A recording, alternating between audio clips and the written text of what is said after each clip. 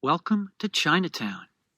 Illustrated by Tomer Hanna. Characters: Kim Richards, co-host of New Destinations. Tom Taylor, co-host of New Destinations. Garrett, history correspondent. Maria, history correspondent. Connor, on the street correspondent. Amy, on the street correspondent. Emily, shopping and dining correspondent. Monica, shopping and dining correspondent. Kim, hello again, everyone, and welcome to another episode of New Destinations. I'm Kim Richards, and with me, as always, is my co-host, Tom Taylor. Tom. Hi, everyone. Today's new destination is one that's rich in history and culture. Today, Kim and I welcome you to Chinatown. Fluency tip. To improve your reading rate, practice reading portions of text that have unfamiliar terms. Kim, we have a great show planned for you. Today, you'll learn about Chinatown's history as part of San Francisco and California. We'll also talk about Chinatown's architecture and other aspects of the area that make it unique. Tom, then we'll tell you about some of the interesting things you can do when you visit Chinatown. Kim, we hope to give you a sense of what it's like to visit and to live in this unusual community. Tom, you might even become curious enough to want to see for yourself the remarkable things we describe. Kim, let's start by turning things over to Garrett and Maria, our history correspondents. Garrett. Thanks, Kim. There are Chinatowns in major cities all over the world. San Francisco's Chinatown is one of the oldest. It's also the third largest Chinatown in North America. Maria. That's right, Garrett. As old as it is, however, this Chinatown is not the one that was built by Chinese immigrants in the 1850s. That Chinatown was destroyed in the 1906 San Francisco earthquake. Garrett.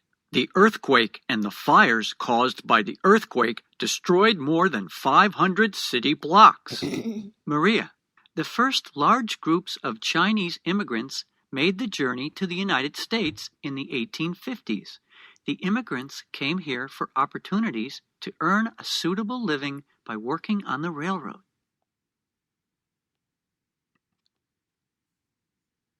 Garrett. Many immigrants also came hoping to find gold in California. The California Gold Rush of 1848 brought miners from all over the world. Maria. These first immigrants settled in what is today the heart of Chinatown. They built homes, opened restaurants, and started businesses. Garrett. After the earthquake, the residents worked vigorously to reconstruct Chinatown. To encourage tourists to visit, they designed the buildings and streets with the features that everyone now recognizes as typical of Chinatown. Maria. Starting in the 1950s, more groups of Chinese immigrants settled in the United States. Garrett. The population of San Francisco's Chinatown boomed. New residents built smaller Chinatowns in neighboring areas. But the original Chinatown is still the one tourists visit most often. Back to you, Kim and Tom. Tom. Thanks, Garrett and Maria. Chinatown is such an interesting place to visit. Kim. It's a major tourist attraction. Did you know that Chinatown attracts more visitors than San Francisco's famous landmark, the Golden Gate Bridge? Tom. One of the main streets in Chinatown is Grant Avenue. Our on-the-street correspondents, Connor and Amy, are there now to tell us what people can see and do on Grant Avenue.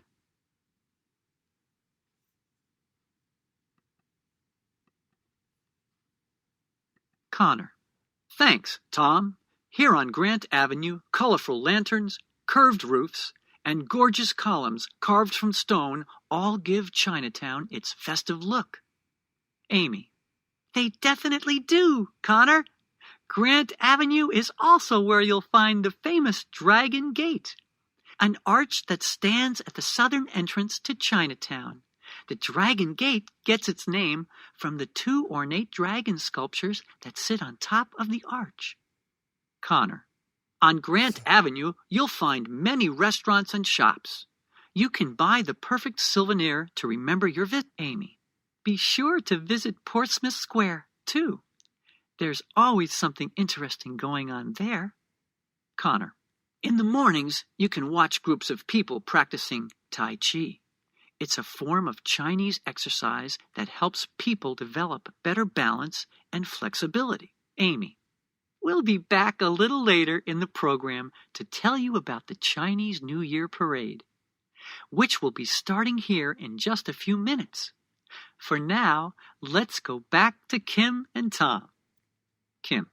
Chinatown has many interesting grocery stores and markets. You might be surprised by how different they are from the supermarket where you shop. Fluency tip. Exclamation points are clues to the correct intonation to use when you read aloud.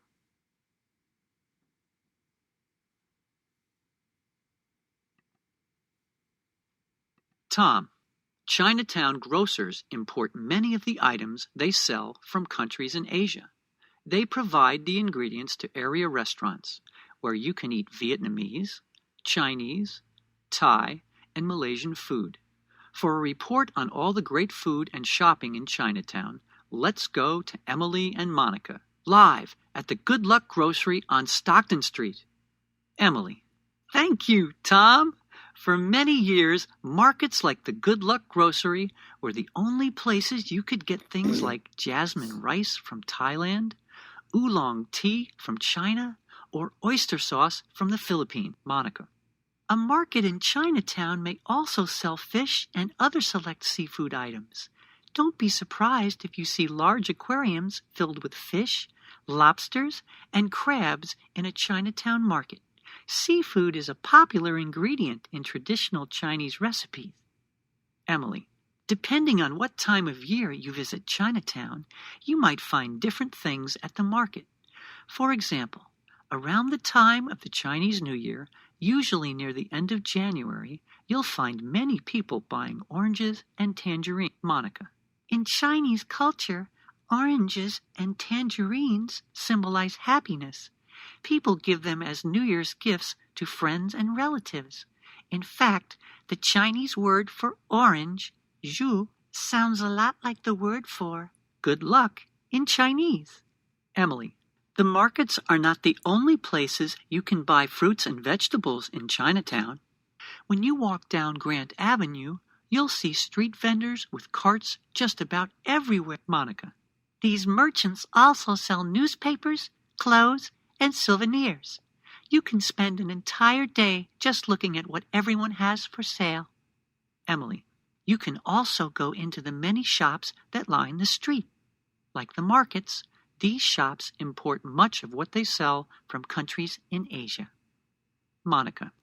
Of course, no visit to Chinatown would be complete without a meal. You'll have no trouble finding a restaurant. The hard part will be choosing which one to try. Fluency tip. Practice reading your lines until you can read them at a consistent reading rate. Emily. Many restaurants in Chinatown serve dim sum in the afternoon. Dim sum means heart's delight. Dim sum menus offer a lot of choices, but everything comes in small portions, so you can try a lot of different things. Monica. A typical order consists of steamed buns and dumplings filled with a mixture of beef, chicken, or pork and vegetables. Tea is also served with dim sum. Emily. If you're in a large group, everyone can order different things. Sharing and trying what everyone orders is part of the fun of eating dim sum. Kim and Tom, you have to get over here to try this. Tom. Thanks, Emily. Save us some if you can. Kim. If you intend to go to Chinatown, think about visiting when the Chinese celebrate the New Year. As you may recall, Emily said earlier that the Chinese New Year usually falls around the end of January. Tom, Chinese New Year is among the most important traditional Chinese holidays. The celebration lasts for 15 days. Let's go back now to Connor and Amy for their report on the parade. Amy, thanks again, Tom. On the first day of the celebration, you'll see throngs of people along the streets. They're expectantly waiting for the Chinese New Year parade and the lion dancer.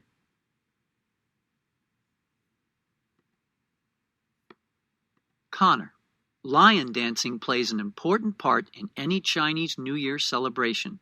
The tradition of the lion dance can be traced back more than 1,000 years in Chinese culture. Amy, lion dance performers wear a lion costume, which usually has a very large head. A single performer operates the head, moving its eyes and jaw while dancing energetically. Connor, sometimes a pair of dancers operates a lion costume. The second dancer forms the back and the rear legs of the lion. This requires coordination and practice. The two dancers huddled under the costume must move together perfectly. Amy, to those who celebrate the Chinese New Year, the lion symbolizes courage. Performing the lion dance is believed to frighten away misfortune. Connor, residents celebrate the 15th day of the New Year with the Lantern Festival. On the night of the Lantern Festival, you'll see children everywhere carrying lanterns with many complex shapes and designs. Amy, you'll also find parades during the Lantern Festival. Light fills the streets as lanterns of every shape and color brighten the night. Back to you, Kim and Tom. Tom, thank you, Amy.